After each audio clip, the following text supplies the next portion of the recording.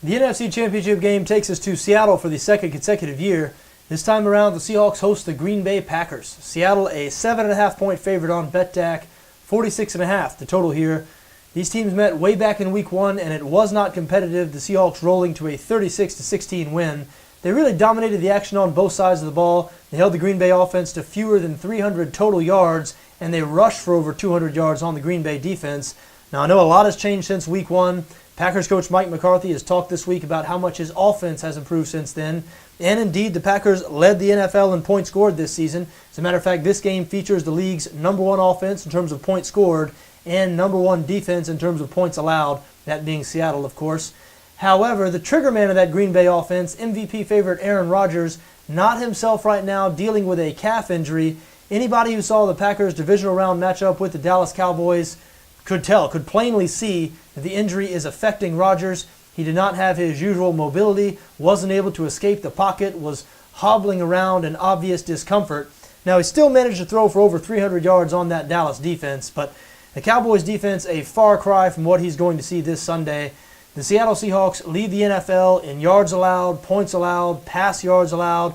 We mentioned back in Week 1 when Aaron Rodgers was 100% healthy and Mike McCarthy had 4 months to put together a game plan.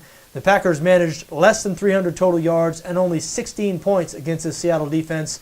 And 16 points, frankly, is doing pretty well against the Seahawks. I mean, since Week 12, when they got linebacker Bobby Wagner back, the Seahawks have surrendered just 8 points per game.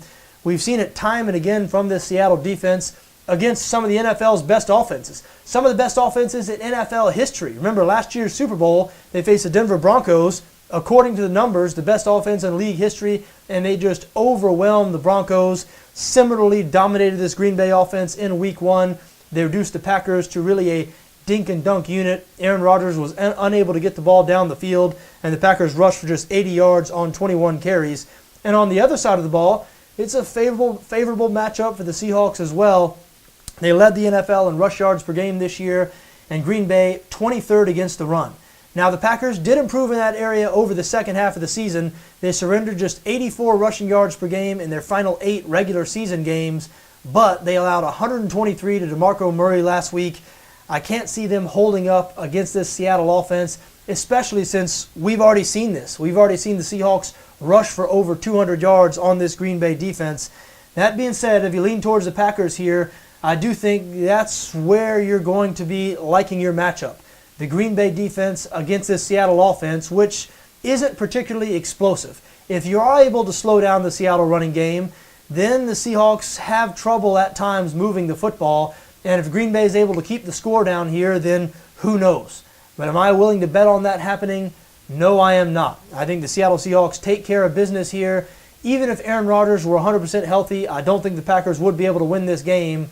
A hobbled Aaron Rodgers, I think it's very, very unlikely that Green Bay is able to go into Seattle and get the job done. So I like Seattle to win this game, and I think they're probably going to cover the 7.5-point number.